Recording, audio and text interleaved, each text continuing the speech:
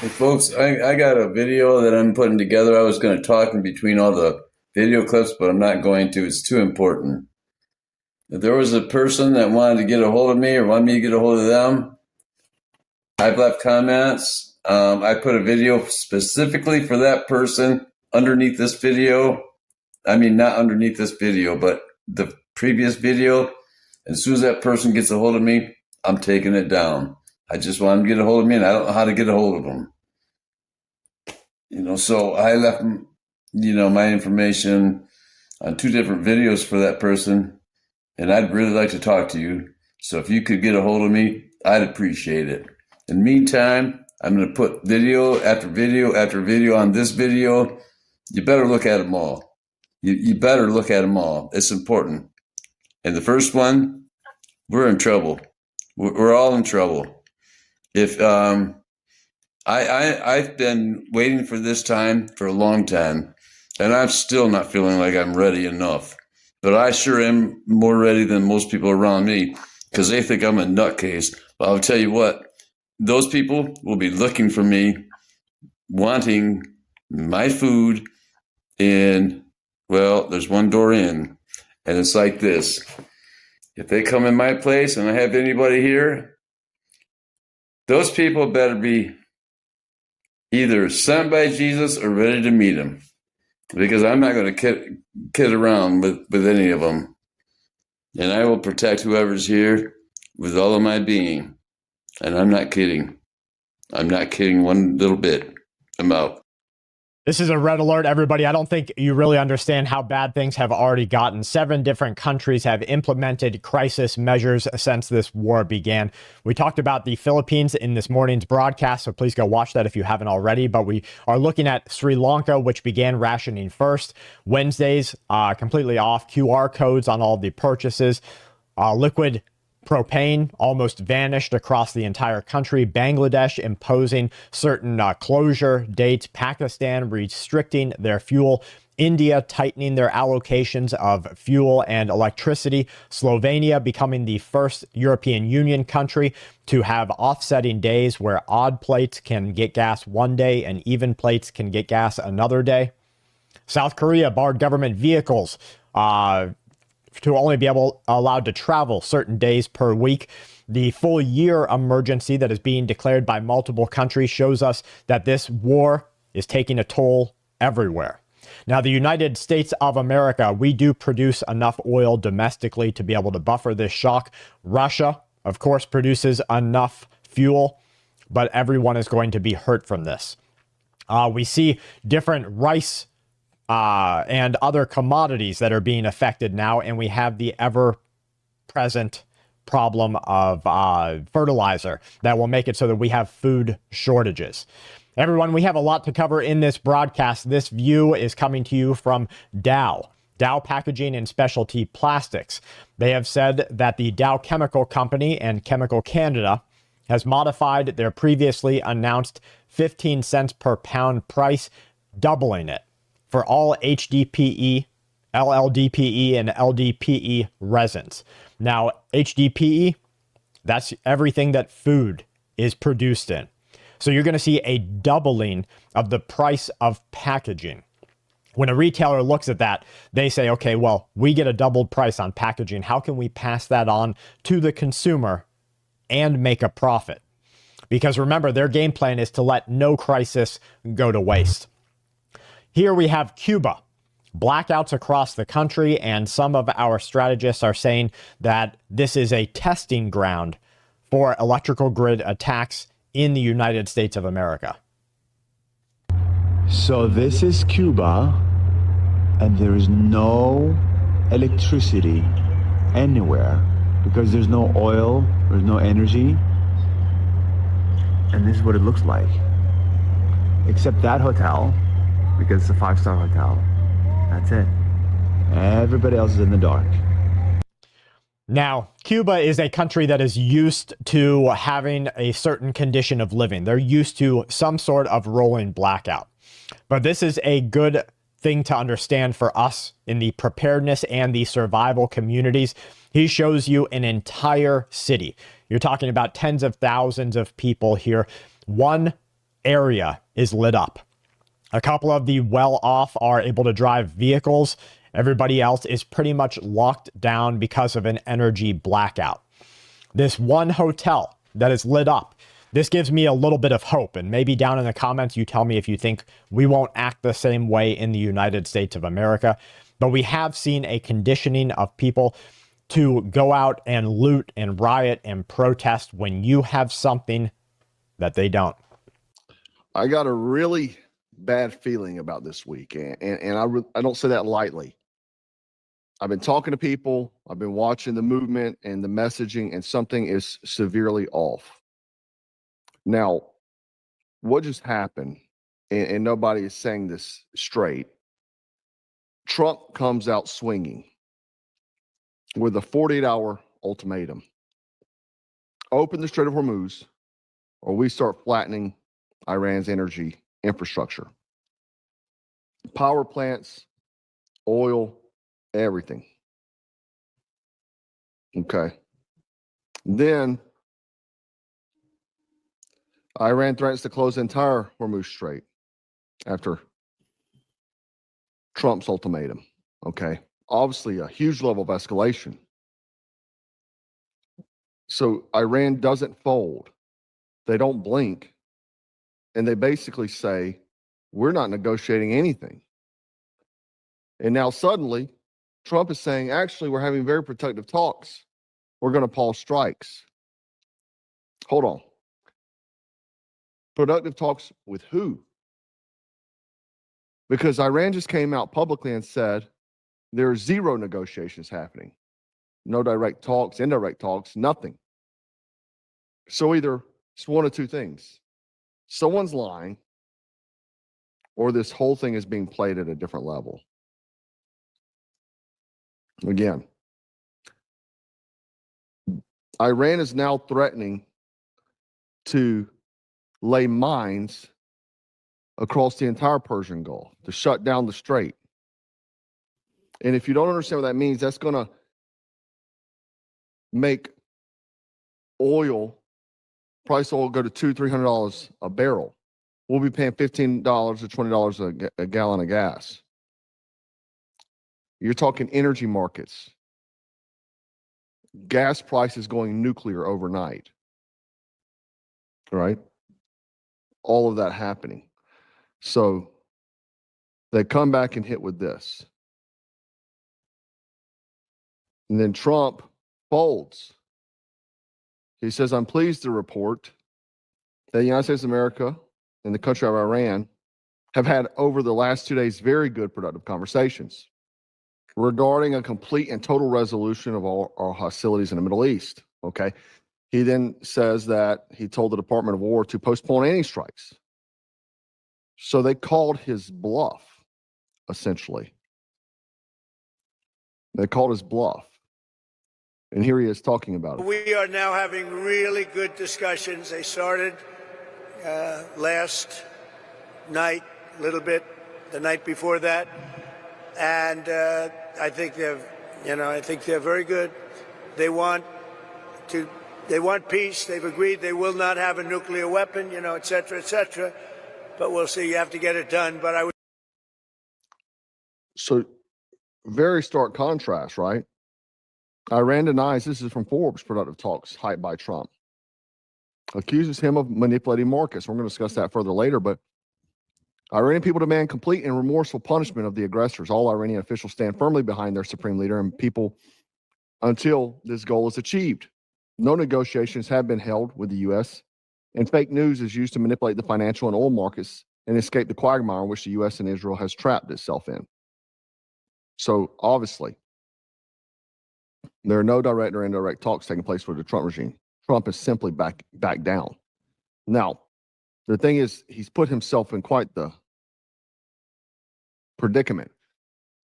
Because whenever you state a threat and you don't hold to that threat, you become a paper tiger. Okay. Obviously, after Iran started publishing this, the American news media is like, who have you been discussing it with? Well, here he is trying to explain it here. With about speaking with, Mr. President? Speaking with in Iran. A top person. Don't forget, we've wiped out the leadership phase 1, phase 2, and largely phase 3. But we're dealing with the man who I believe is the most respected and the leader. I believe. That's not a good thing for a president to say. Leader. Well, we're talking about war at the nuclear level. It's a little tough. We've wiped out everybody. Is that the Supreme Leader? No, not the Supreme Leader. We don't. Not much talk Well, about nobody heard of the second Supreme Leader, the son. Are these direct? We have not heard from the son. Every once in a while you'll see a statement made, but we haven't. We don't know if he's living. But the people that seem to be running it, and they seem that based on really fact, because things they've said have taken place. Mr. President, Again, Mr. President, I know you've deployed. because I don't want him to be killed. Okay, I don't want him to be killed. Mr. President, you've deployed. Nobody wants to be that. Nobody wants that job right now. You know.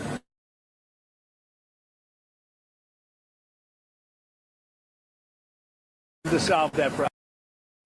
But again, media after media coming out of Iran saying that's not true. Well, all this quote unquote peace talk is supposedly happening. We are sending Marines by the thousands. Okay. We're talking complete amphibious readiness groups, MUs, guys who do this. You know what I'm saying?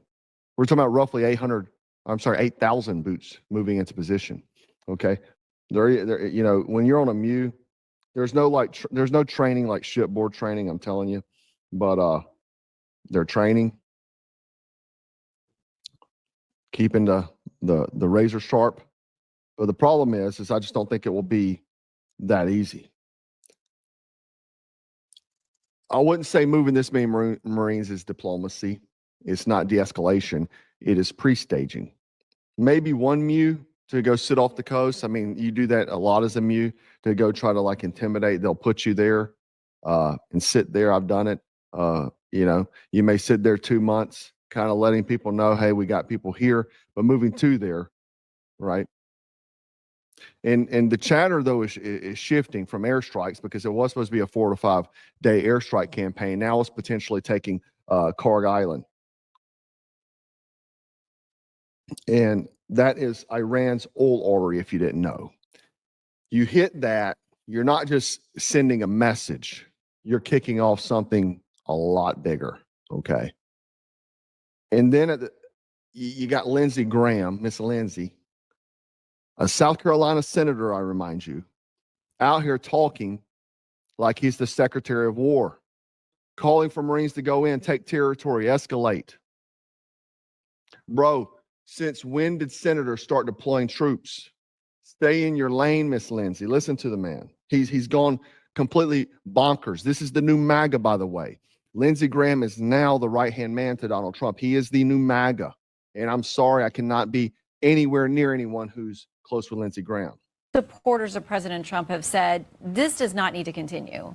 Well, I'm telling you, what needs to continue is to make sure that the largest state sponsor of terrorism can't get a nuclear weapon to blow us all up and hold us hostage. To the American people, they were 2 weeks away from having 90% enriched uranium to make 10 bombs. They've got missiles that go 4,000 kilometers. We're not going to live that way anymore. Here's what I tell President Trump. Keep it up for a few more weeks. Take Karg Island, where all of the resources they have to produce oil. Control that island.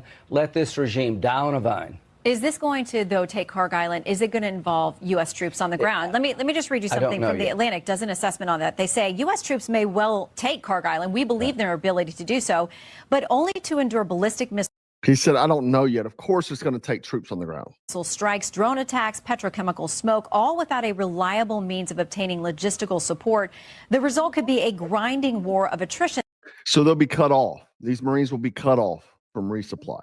And they talk about how far away they would be from resupply. I'm sort of tired of all this armchair quarterbacking. This has been an amazing military operation. God bless the fallen. But it's a difference when we talk about troops on the ground. I trust the Marines, not that guy. I don't know if you take the island or you blockade the island, but I know this. The day we control that island, this regime, this terrorist regime, has been weakened. Even supporters of Listen, I trust the Marines too. However, you can put anybody in a bad situation. You can go put Delta Force there. You can put DevGru. You can put any of the, it doesn't matter. You put people in a bad situation when you're talking about needing the logistical support, beans, bullets, and Band-Aids, it's going to be bad regardless. Air support, so on. They start taking massive casualties from ballistic missiles. Who knows? So let me recap this insanity for this week. And it's only Monday, I remind you. Trump threatens massive strikes over the weekend. Iran calls his bluff. Trump pauses and says, we're negotiating. Iran says, who are you negotiating with? That's a lie. Troops are still moving into position. And we have politicians, military industrial complex puppets pushing for escalation anyway. You really cannot make this stuff up. I did not vote for this. I would have never imagined if you'd have told me last year that this is where the state of the country would be. It cost $85 to fill up my truck yesterday. And that's just me complaining. That's just me being a complainer. But that ain't what I voted for. It's not. I heard the mag and I posted this on Instagram. Please follow me on Instagram, dude. I'm putting the heat out over there. And X. Follow me on X. So I'm putting the heat over there. But I heard people stating to me, maybe they don't know me, but they said that you weren't saying this under Biden. The hell I wasn't. The hell I wasn't. Yes, I was. I just did not expect that Trump would do the same damn thing. I thought I was voting for something different. It doesn't matter. It still leads to the same pass. Big pharma, big military, the elites, big corporations getting richer while we're getting poorer. And our sons and daughters dying for foreign interest, not America first. I'm sorry. It's the same. The road leads to the same destination no matter which one you take. It's the same thing I heard happening in the 2000s. But again, the part nobody wants to say out loud is I believe what Trump's doing is just trying to buy time. Or maybe just controlling perception because, man, it's not going well. People are unhappy. The base is gone. There's a few boomers that are still hanging on because they believe they're going to get the Doge check still. But for the vast majority of us, we have abandoned ship. We've abandoned ship. Markets are screwed. Go look at your 401k. That thing has took a dump. Go fill up your tank. Oil through the roof. And let me tell you something. The second the Strait of Hormuz closes, everything's going to spike. And I mean everything. At a scale which you've never comprehended. You will be wishing to have Obama-era prices if they do this. And this is where it gets dangerous because when messaging doesn't match reality, that is when mistakes happen. And that is when miscalculations happen. And that's actually how wars start because they'll try to reframe the complete narrative. They'll start hitting hard. They will put American lives in danger. And let's be real about one thing. Look, I trust the Marines. I was one. Or still am, I guess. We say once a Marine, always a Marine. But I once served in the Marines. Nobody wants to see Marines going in that environment. Nobody. We've buried enough Americans over sand and oil. I'm sorry. And right now, what you have is conflicting narratives coming from your own administration, who a lot of people are still trusting for some reason. I don't know. The Epstein thing should have threw you off. Backing Lindsey Graham should have threw you off, but maybe you're still hanging on. But we have massive conflicting narratives now. We have military buildup. We have economic pressure that's only rising. And we have politicians pushing harder than the commanders themselves. That is one volatile mix, ladies and gentlemen. And when things don't make sense, that's usually when something big is about to happen. Stay frosty, stay strapped, stay dangerous. This is Black Scout Survival, and I'll see you in the next one. And in that day will I make Jerusalem a burdensome stone for all people. All that burden themselves with it shall be cut in pieces. Though all the people of the earth be gathered together against it. Massive attack in Israel tonight. Israel intercepting 3 rounds of missiles targeting Jerusalem within an hour. It is a rare attack and the highest density of missiles that we have seen fired at Jerusalem since the start of the war 20 days ago. This was the moment when this war with Iran was just meters away from escalating perhaps to a point of no return. Around 4:10 p.m., an Iranian missile launched at Israel broke apart in midair, apparently hit by an Israeli interceptor. The warhead, according to Israeli police, dropped on the old city in Jerusalem, blasting a hole. Israeli police recovered pieces of the warhead, saying it was filled with dozens of kilograms of explosives. This is exactly where the explosion took place, and if ever there was a symbol of how difficult wars are to control and predict once they begin, this is it. This is only a few hundred yards from the holiest sites in the world. Luckily, none of them were damaged, but had they been destroyed, this would be a totally different conflict. The crater is 300 yards from the Wailing Wall, the most sacred place for Jews, and the Al-Aqsa Mosque, which sits on top of the Wailing Wall. And tonight is Eid, a Muslim holiday.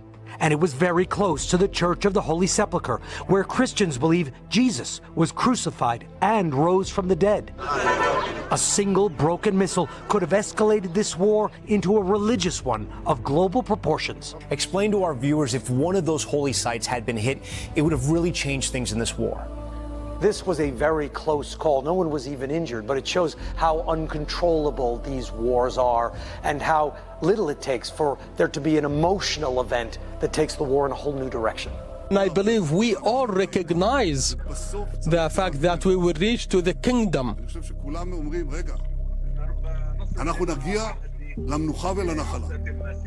We will make it to the return of the Messiah, but this will not happen next Thursday. The lives of nations is always precarious and surrounded with threats. Our survival, our endurance is a result of alliances that we forge for our existence to be stronger. No doubt we are moving from one battle to another, from the establishment, and with this battle now, with this operation, Israel has become stronger than ever. This is all shrapnel from a ballistic missile. Look at all this. I mean, this right here would really hurt you. I mean, actually, specifically, yeah, this one. Boy, can you imagine that flying? I mean, that came all the way from Iran. This hit in the holy city, Jerusalem. This is what Islam thinks about that city. They're going to launch rockets, ballistic missiles, 5 stories tall, launched at the holy city. That's maybe headline. That's what the Islamic regime thinks about Jerusalem, the holy city. This is how holy it is to them. They're going to lob a 5-story missile right at it. And guess what? They shot down missiles over the top of the Temple Mount. That would cause some irreparable damage to the. They were less than a kilometer away infrastructure of the holy site from the Dome of the Rock. Shrapnel landed in the city of David. Here's a particularly candid and honestly kind of articulate clip from a couple of years ago. This is from August of 2024 from an Israeli rabbi, Joseph Misrach, describing how Israel should take advantage of a then ongoing conflict with Iran, much less intense than the current conflict we're seeing with Iran, to destroy the Dome of the Rock and Al-Aqsa. Watch this. If it was up to me, the last time when they shot hundreds of missiles, I would pretend that one missile came from Iran and shoot it down. You know, then all the Arabs will go against Iran and it will be the end of the problems. You make them fight with each other, this bunch of lunatics. Never too late, you deal with a bunch of cowards. Shoot it down into the Dome of the Rock in Al-Aqsa. Destroy what's on what the Israelis call the Temple Mount on the foundation stone. Destroy it and blame the Iranians. And that has the effect, as you just heard him say, of turning our enemies against each other. Guys, I'm reporting to you with a major news from Jerusalem. What you are seeing now are fragments of a missile that fell down inside the walls of Jerusalem. Here you can see a first-hand account which shows you the destruction done by this projectile. This is the first time we're seeing a missile falling down next to the most holy place on earth. It is very, very close. Here is a good shot showing you how close it was. We're talking meters from the Al-Aqsa Mosque. Let me show you on a map so that you can understand the distance of how close this was. This is the place of the impact, and here you can see the Al-Aqsa Mosque, the Temple Mount, and the Dome of the Rock. This is like less than half a kilometer, 1,400 feet. But imagine if the Iron Dome would not shoot down a rocket that was actually targeting the old city of Jerusalem. The rocket was shot down by the defense system, but even after being shot down, those rockets are huge, and the fragments of such a rocket can still cause a lot of damage. Here you can see a rocket that has been already shot down. This is a rocket that was shot from Iran, and this is just a fragment, and look how huge it is. Here's another picture where you can see again how big it is. Again, this is just a fragment of a rocket. Did just wanted to bring up the fact that we do know that Israel, if struck, rebuilds very quickly. If a rocket that if they missed it, couldn't shoot it down, and it did hit the Al-Aqsa Mosque and the Dome of the Rock, I think Israel that they proved that they could rebuild that road within just like that. I'm thinking you could have a temple by next week if they were to hit it, because Israel has some great teams. I think there should definitely be a directive. There should be a directive, like if it's headed and that's the trajectory, hands off. We are in the middle of a war with Iran, so large gatherings are prohibited. The Temple Mount is closed. We're getting incoming missiles, warning sirens, and so on. But it is the month of Ramadan, when a large number of Muslims normally go up to the Temple Mount, and police are not allowing that this year. I think close to every Muslim nation in the world now has issued some kind of condemnation about this. There actually have been some things falling from the sky in Jerusalem. On March 16th, some missile fragments impacted in several locations on the Temple Mount itself, as you can see here. This has led to some speculation about what might happen if a larger missile from Iran actually made it past air defenses and hits somewhere on the Temple Mount. Here's a cartoon from Hamish Humer. So is it actually possible for Jews to bring the Passover sacrifice this year? Yes, it is possible. Just how prepared are we? Well, we have lambs that are ready to go. There are different groups each year which carefully select lambs and sell shares in them for the Passover Seder. The lamb is to be slaughtered in the temple courtyard. Certain fats are burned on the altar and blood is poured out at the base.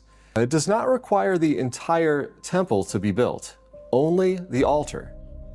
And we know the location of where to build it, and it can be constructed in a pretty short amount of time. This is Rabbi Wolfson from Yeshivat Har Habayit showing the correct location of the altar.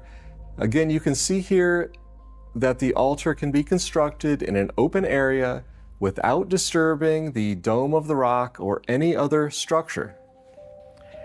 The next verb I want to apply to Israel in the end times is they will be deceived.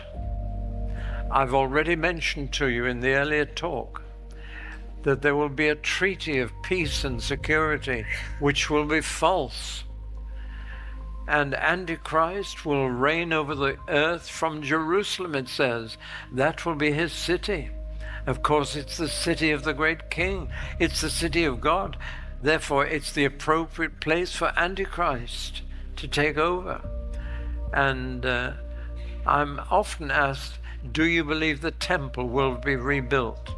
I'll be very frank with you, and I'm just giving you my opinion, and you can take it or leave it. But I believe it will be, because it is mentioned in 3 places in the New Testament about the future, that there will be a temple in Jerusalem. But, and this is a big but, I don't believe it's God's will to rebuild it. Every one of the 3 mentions of the temple in Jerusalem in the New Testament are connected with the Antichrist. It's his temple. And the temple is not mentioned as somewhere for Christ. It will be rebuilt by Jews, and if you go to Jerusalem today, you can go to a place where you can see the golden furniture already, and the priests' robes already. They're already in there. They're ready to rebuild it. I don't know how it can come about with the Dome of the Rock, but actually the Dome of the Rock, the Muslim mosque on the temple area, is not where the ancient temple was. It's a little south of it, and there's room for both a Jewish temple and a Muslim mosque on the 13-acre site of the Temple Mount. But yes, I believe it may well be rebuilt by Jews, and they may even restore the sacrificial system of worship. But I don't believe that's of God at all. I believe that's a preparation for the Antichrist. So there's my opinion, take it or leave it for what it's worth. But the Jews, the Orthodox Jews particularly, are determined to rebuild it. And I think they may well achieve it. But that's not part of God's purpose or plan of redemption for us. It's a wrong move. Who needs sacrifice after Christ? Nobody. He's made a full, perfect, and sufficient sacrifice for the sins of the whole world already. There's no need for any more blood. And even if they do restore it, it's not going to be part of God's plan, but it'll be Antichrist's plan. My friends, welcome. 800 million people now need to use biometric forms of identification just to eat. In fact, the technocrats are going whole hog right now on digital ID, with the UK today approving their BritCard digital ID without having any idea how much it's going to cost, because they don't care. It's not about that. It's about pushing forward the agenda to get a digital ID into your hands. The EU, as well, passed the EIDAS-2 set of regulations, which is going to mandate that all of their member nations equip some 400 million EU citizens with digital wallets by this year. This is being pushed out at a rapid clip right now. Those digital wallets are cited to be used for e-government services, healthcare, banking, financial services, education, employment, travel, mobility, even real estate. So when I read that India is now making biometric forms of identification mandatory for people to receive their rations, it really caught my eye. Of course, we've already seen just 6 months ago, Vietnam wiped 86 million bank accounts for anyone that didn't have up-to-date biometric identification on hand for those accounts. So that's a couple ways you can go about this when you want to force the agenda through. You can either take away people's money until they give you their fingerprints or their iris scan or their face scan or whatever it is you're after.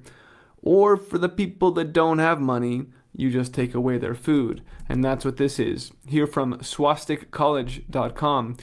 Biometric authentication gets stricter. Quote, collection of food grains now requires advanced biometric authentication at fair price shops. Fingerprint or iris scanning linked to central databases ensures that only genuine beneficiaries receive supplies. In fact, up here we also read that now it is going to be the most critical update in 2026 is the compulsory requirement for every member listed on a ration card. If even one family member remains incomplete, the entire household's benefits could be temporarily paused. So you can't just send your mom down to get the food. Everybody has to have their digital ID on file if you want to eat. This is pretty stunning, and the fact that it's already in place now for 10% of the global population should be a real wake-up call for us. Now, why am I mentioning this? Beyond the simple, and here's a picture of it, by the way. Beyond the simple idea that this is something we need to be pushing back against with all of our might, digital IDs are the hill to die on. This is the end of free humanity as we know it, and the installation of a permanent technocrat class above us. It is unacceptable. And food is the perfect form of leverage for them to achieve it. All it takes is the continued closure of the Strait of Hormuz so that fertilizer can't flow, and energy crises. These kinds of systemic shocks would cause a meaningful reduction in food production, which would necessitate, would be the narrative at least, would necessitate the implementation of rationing based on a digital ID. It could also take the form of various acute crises, which might let the technocrats better throttle production. That's what a technocrat is someone who operates on data. So they might prefer to use little things they can better control instead of a huge, massive crisis. We'll see. But, more of these events, like Sweden yesterday seizing a whole ship full of grain, claiming that it was stolen grain from Ukraine on one of Russia's shadow fleet. Or Israel literally salting the land, here from Wine Press, by deploying glyphosate into Syria and Lebanon, to just spraying the farms and killing them. They did this because they claim they want to be able to see enemy soldiers. They can't now hide in the brush, but they're killing hundreds of acres of crops, and not just annuals. They're killing orchards, things that would take a generation to get that production back. It's out of control. Of course, glyphosate was developed as a weapon originally by Monsanto, in spite of Trump saying that we need it to produce food here in the U.S., but that's just ridiculous. Or it could just be some of these cyber attacks, like I've been covering in my last few videos. Here today from Brownfield News, ransomware attacks are up again 24% in the food and ag industry. Cyber experts advise segmenting your networks. Even just in the recent weeks in Australia, there was a cyber attack here from ABC at a major chicken meat processor, Hazeldene's, which led it to shut down its Wi-Fi system on site. Meant they couldn't operate. No one can work once there's a cyber attack, and that led to a shortage of chicken at pubs and butchers across the state. I mentioned in my last video the cyber attack, the ransomware at JBS, which had a number of slaughterhouses completely shut down. The big one last year was when UNFI got hit, and they're the primary distributor for Whole Foods, among some others, and that led to empty shelves at Whole Foods. So any number of these things, or a collection of them, could spell a situation where authorities claim, well, we don't have enough food moving right now, and we need everyone to start using a digital ID to access it. This is why they are so furiously handing out digital IDs in the EU, deploying them no matter the cost in the UK, is because we know the technocrat, they've announced that they want digital IDs in people's hands by 2030. They want a blockchain, everything tokenized supply chain, so that they can watch the movement of every asset on the planet. And that's why it's worth talking about. That's why I'm making this video, and that's why you should also be spreading the word. It's because this is an agenda that needs to be stopped. Now, you know who will not be lining up for their digital ID is people who have a victory garden, people that grow their own food, people who have a relationship with their farmer, with their rancher. I highly encourage you, as I have for years, to grow as much of your own food as you can, and to be taking some of those steps to make your own family and your community, once you've take care of your own stuff, go out and work with your community in a community garden, share your seeds with your neighbors. This is how we regain control and take back sovereignty from the technocrats. So I think we'll leave it there today. Thanks for watching. You can find my work on unshadowed.org. And if you appreciate this broadcast, please do help me keep it running. I need your help.